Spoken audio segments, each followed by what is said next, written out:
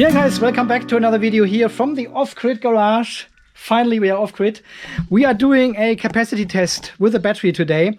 I have left the car uncharged tonight, so we've got enough space in the Tesla's battery to charge it. And the off-grid garage battery here, our lithium iron phosphate battery, is charged to 53.6 volts, which should be around, I don't know, it might be between 80 and 90%, I would guess. We will find out, right? We'll find out. So what I have prepared here, this is our charging cable to the vehicle here. We've got a meter in between. We are currently at 447.5 kilowatt hours used on this meter. So we have to remember this number, and we will just start charging the vehicle now. I will turn off the solar charge controller once more again. Even we have enable, there it is. Even we have full sunshine at the moment outside, which is a shame, but we want to do a test and I'm at home today, I've got time. It will take probably a few hours to discharge this battery and put all the energy back into the vehicle. Yeah, we are at 35% state of charge here in the vehicle, and we start charging right now. And we will charge with 8 amps maybe. I have to have a look at... the inverter is humming. Let's see how much power we are drawing actually. So if we do a 0.2 C discharge, this would mean 56 amps. And we are currently charging with 40 amps. So it's a little bit under 0.2 C discharge. But that's totally fine. We will leave this running here, and let's see how much kilowatt hours we actually get out of the battery. I have also disconnected all other bigger loads. I have left the standby stuff here for my router here and all the other standby stuff running. This is using less than half an amp only, so that's totally fine. I have disconnected the irrigation pump as the biggest load here in the garage. So the inverter discharges with 1.83 volt amps, which is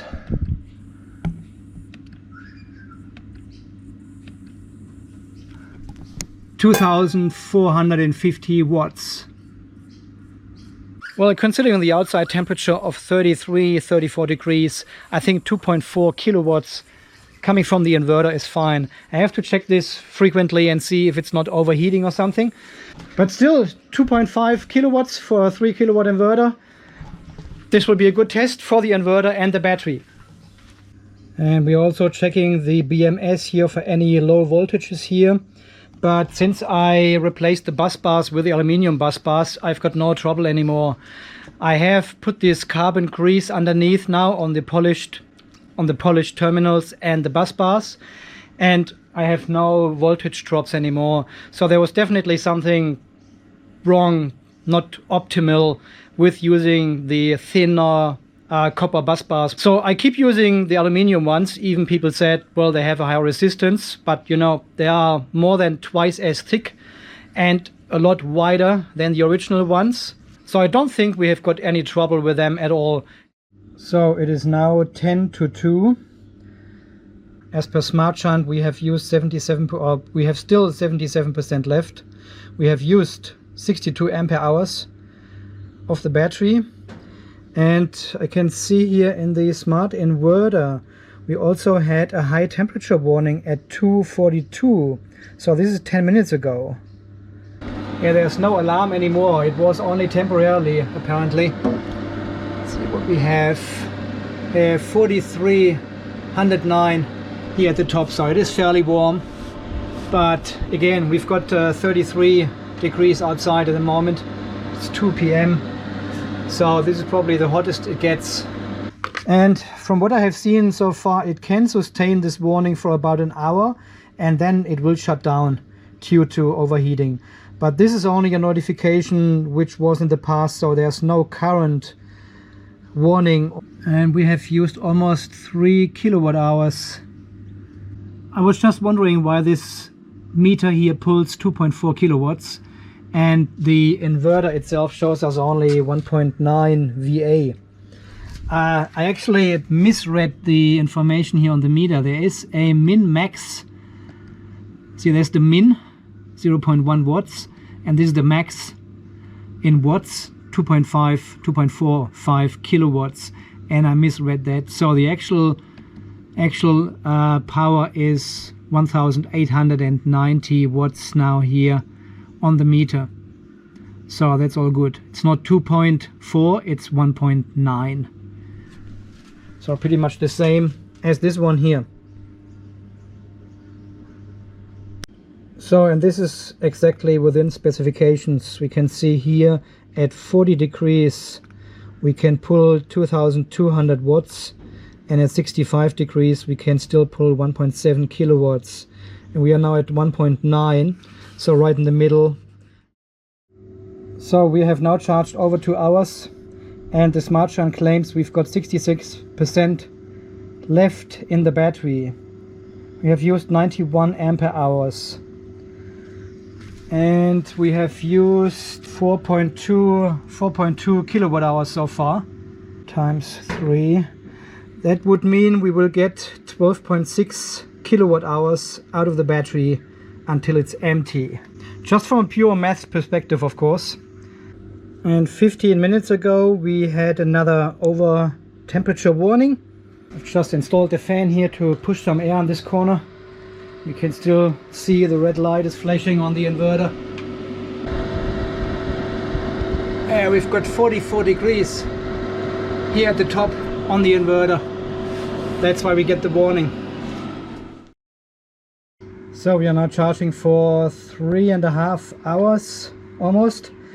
We are at 48%, the Smart Charge claims, and battery is looking good so far. Cell number 6 is probably our lowest one. Well, the BMS claims it's another 111 ampere hours in the battery, and the Smart Charge says we've got 138 used. So we will see who's right. I probably turn off the charging at 3 volts when cell number 6 reaches 3 volts. The high temperature warning is still in there, even we have the fan blowing in this direction for half an hour now. I still got 44 degrees up here. It's always top right, is always the hottest area. 44 degrees, 111 Fahrenheit.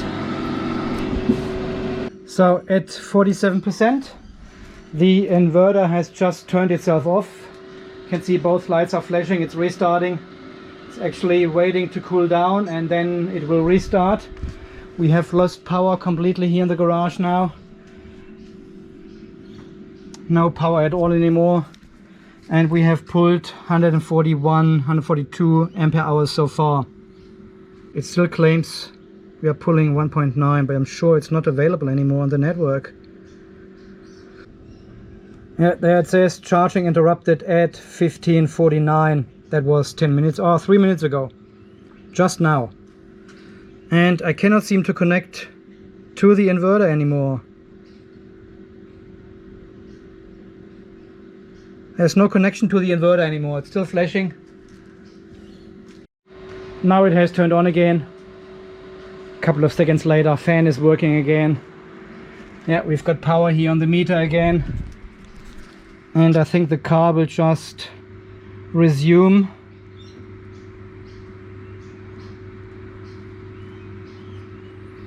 Yeah, car is charging again. Just continues charging. Pulling 50 amps now because the outside lights have turned on, but still no connection to the inverter. Might be the mobile. Well, the inverter shows again an over temperature warning just after another 10 minutes of charging. So it still hasn't cooled down yet. Yeah, there we go, 1900 watts, high temperature warning still. I've got yeah, almost 44 degrees here on the case. So the Smart Charge claims we are under 9 or under 10% now. We have pulled 242 ampere hours already. And if we get another 10%, so this will be another 24 ampere hours on top. This will be 266. And we also have to remind us, the battery was not fully charged. It was about 85–90%, I would say, maybe. And if we can get 260 ampere hours out of the battery before the inverter turns off, that'll be amazing. The other thing which is really amazing is that we have, at this low state of charge, we have only 18 millivolt, 17 millivolt now deviation. Look at all the battery cells.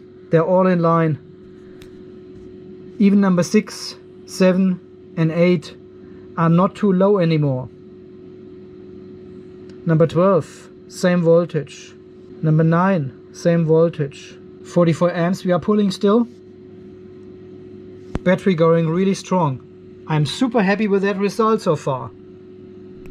So we now have an alarm on the inverter. I guess this is the... Yep, we got the low voltage warning here on the inverter. Still pulling 1.9 kilowatts. Can I get rid of these messages here? And the inverter measures 50 volts now exactly. Smart Shunt shows 50.25. And here some of the battery cells are changing their colors already from green to yellowish. Number 6, 3.08 we have. So it will go quickly now. But we have pulled exactly 250 ampere hours now.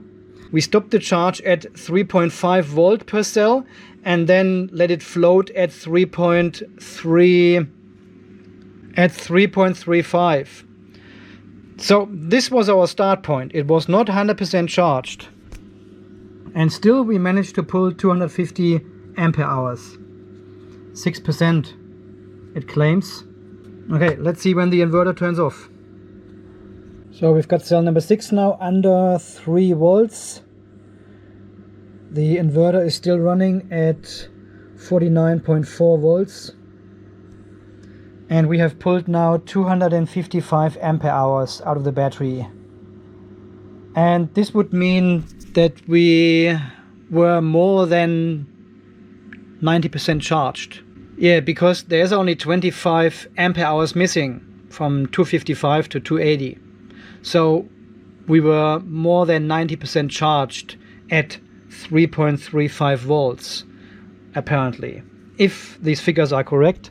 But I mean, this is like a column count here. It started at 0 and has counted all the ampere hours going out of the battery. So this should be very accurate. Now we've got 2 other cells, 15 and 16 now, which are at 305. And some others like 10, which is a bit yellow. 1 to 4 are still going strong. The Hindenburg delivery is still going strong. And these were the cells which I have abused the most when I got them. Remember, we did all the testing with these 4 cells, and I was expecting that these were the worst ones in the whole pack, but they are the best ones. So I don't know. That's weird, right? So we are now pulling 45 amps out of the battery because the voltage is going down, but the power delivered to the vehicle charger is still the same. So it needs to compensate the lower voltage with a higher current to get the same power. But it's still going. 2.83 we are with cell number 6, still going. And we're almost at 260 ampere hours, sorry. Amazing. Alright, the inverter has just turned off at 2.8 volt, which was the lowest cell here. This was at 48.5 or something the inverter measured. But in real life we still got 48.8 or something we had here. So we managed to pull... Oh, what's going on with it? Come on, torch. So we managed to pull 260 ampere hours out of this battery. That is pretty amazing. That is far more than I was expecting. Because we need we need to consider, so we must have been over 90% state of charge already with these settings. That is very interesting.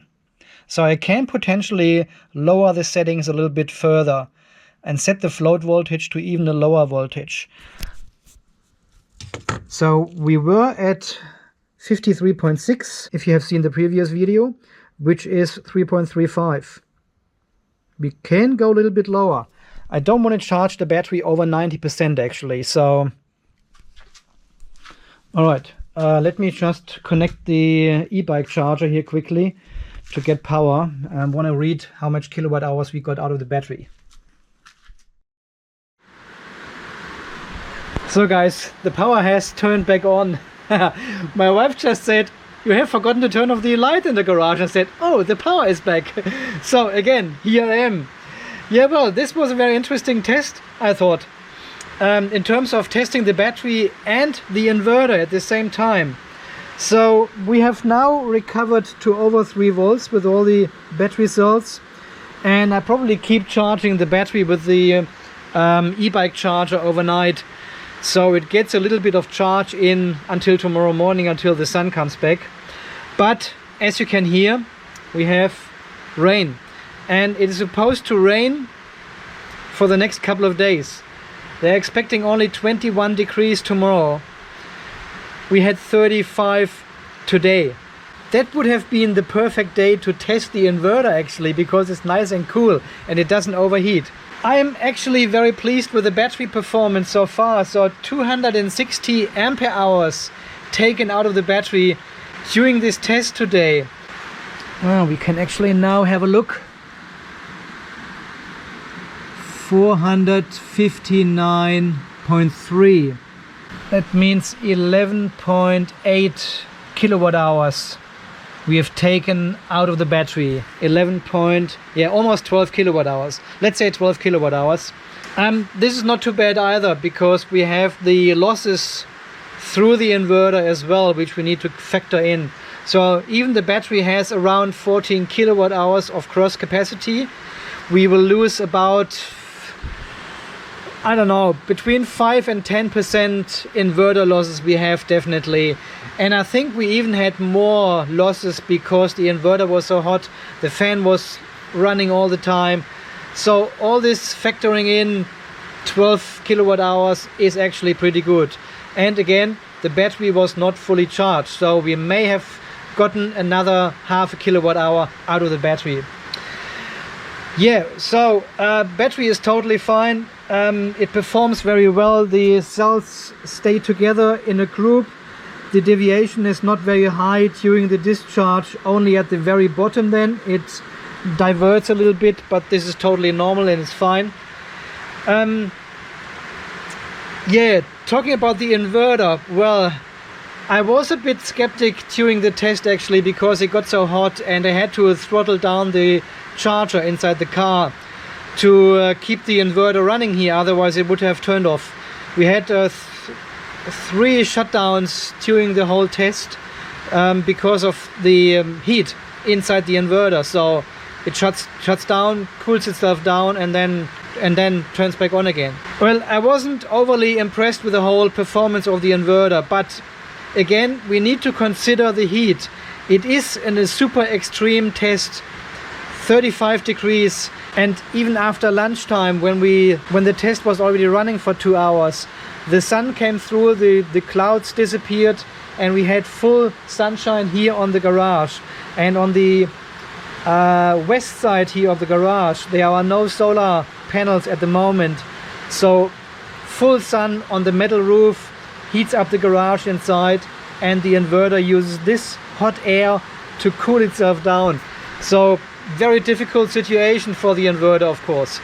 And we have pulled around 1900 watts from the inverter for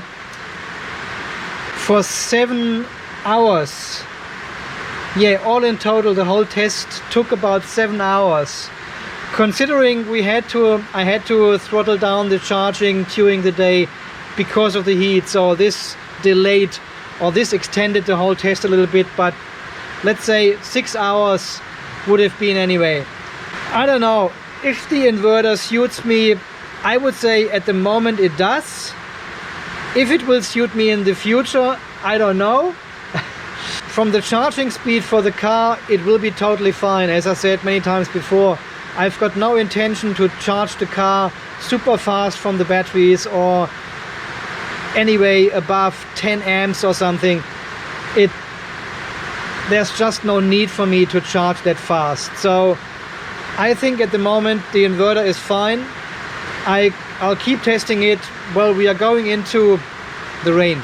We are going into autumn now, so the temperatures will come down a little bit under 30 degrees and eventually we will go under 25 in winter. I know this is just the winter here in Australia. So I will do more testing and see if the inverter performs better at these high loads in colder climate, but I'm 99% sure it will. There should be no problem at all for the inverter to keep the power for 6 or 7 hours or even longer. So I haven't shown you the video with the cooling system I have planned to put in the cabinet yet. This video is coming out very soon as well. I'm always saying very soon. It is coming in the future, damn it. So again, I'm super pleased. 260 ampere hours out of the battery, amazing. Alright guys, again a longish video. I'm really bad at making short videos. There's so much to talk about and so much to show and so much to share. Thank you so much for watching. Thanks for all your support here on the channel. Guys, stay charged, stay safe, and we shall see us again in the next video coming out very soon. Thanks again so much guys. See you then. Bye bye.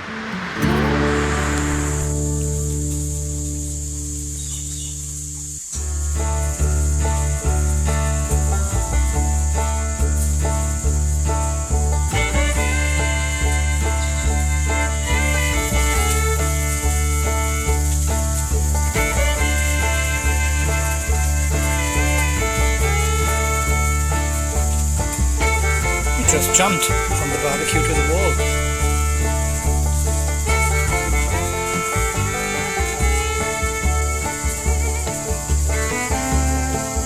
Hey, buddy.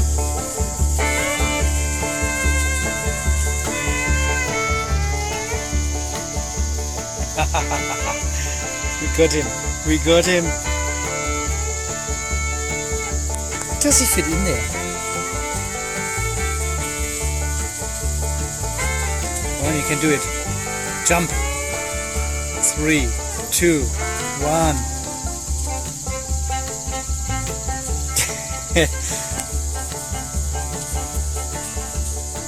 Oh yeah, there's some water in it. There you go.